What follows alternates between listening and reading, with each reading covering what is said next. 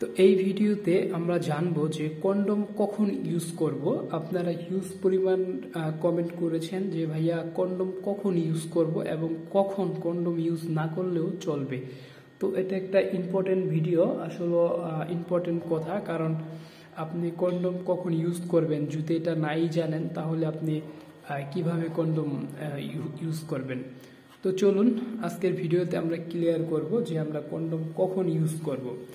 তো আপনারা জানেন যে মেয়েদের প্রতি মাসেই একটা রোগ হয়, এটার নাম হচ্ছে মেন্স। হ্যাঁ, ইংরেজিতে বলে মেন্স, আর হচ্ছে আপনার বাংলায় বিভিন্ন ধরনের বলে, আপনার ধরেন বাংলায় বলে মাসিক রোগ। হ্যাঁ, তো এটা আপনারা জানেন, এটা সব মেয়েদেরই প্রাপ্ত বয়স থেকে শুরু হয় মেয়েদের।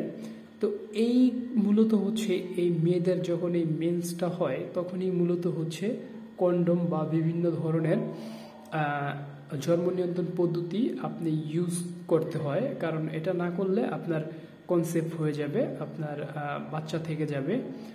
তো চলুন আমরা একটু জানবো যে আমরা এই কন্ডমটা কখন ইউজ করব। হ্যাঁ, তো মেয়েদের মূলত এই মাসিক যে রোগটা আছে, এই রোগটা যখন হয় তখন মূলত তাদের হচ্ছে 3 দিন পর্যন্ত এই সমস্যাটা থাকে মেয়েদের। হ্যাঁ, মেয়েদের মাসিকটা হচ্ছে 3 দিন পর্যন্ত থাকে।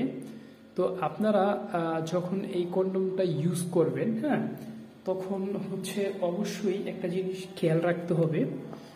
তো আমরা হচ্ছে এই মেয়েদের যখন এই মাসিকটা হয় তখন এটা 1 সপ্তাহ থাকে, আমরা সকলেই জানি। কিন্তু এখন অনেকের প্রশ্ন হচ্ছে যে ভাই তাহলে কি 1 সপ্তাহ ভালো হয়ে যাওয়ার পরেই কি আমরা ইউজ করতে পারবো? না, মেয়েদের এই মাসিকটা যখন হবে, যেদিন থেকে শুরু হবে আপনি সেদিন থেকে কন্ডম ব্যবহার করবেন, এবং যেদিন শেষ হবে, হ্যাঁ, তার 1 সপ্তাহ পর্যন্ত আপনাকে এই কন্ডম ইউজ করতে হবে। কারণ মেয়েদের ওই রোগটা যখন ভালো হয়, ভালো হওয়া রক্ত পড়া যখন বন্ধ হয়, তার 1 সপ্তাহ পর্যন্ত রিস্কটা থাকে। তাই 1 সপ্তাহ পর্যন্ত এই কন্ডমটা আপনাকে ব্যবহার করতে হবে। যদি আপনি 1 সপ্তাহ পর্যন্ত কন্ডমটা সুন্দরভাবে ব্যবহার করেন তাহলে আশা করি আপনারা এই সমস্যাটা হবে না, আপনার আর রিস্কে পড়বেন না, আর আপনার ওয়াইফও কনসেপ্ট হবে না।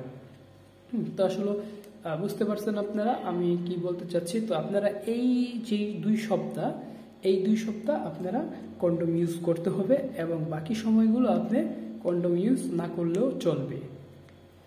তো এই হচ্ছে আসলে কন্ডম কখন ইউজ করতে হয়। তো এই বিষয়ে একটা বেসিক ধারণা দিলাম।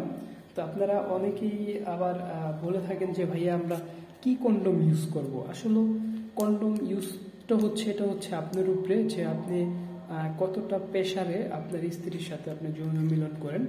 যদি আপনার প্রেশার গ্রেড ভালো থাকে তাহলে আপনি একটু ভালো মানের কন্ডম ইউজ করবেন, আর যদি প্রেশার কম থাকে, হ্যাঁ, আপনি কতক্ষণ মানে আপনার স্ত্রীর সাথে সহবাস করতে পারেন এটা হচ্ছে আপনার উপরে ডিপেন্ড করে আপনি কন্ডম ইউজ করবেন। তো যদি মনে করেন যে না আমি অনেক সময় থাকি, তাহলে আমি সাজেস্ট করবো একটু ভালো মানের কন্ডম ইউজ করবেন। হ্যাঁ, যেগুলো 50 টাকার উপরে, 60-70 টাকা, 80 টাকা, 100 টাকা এই ধরনের কন্ডম ইউজ করবেন।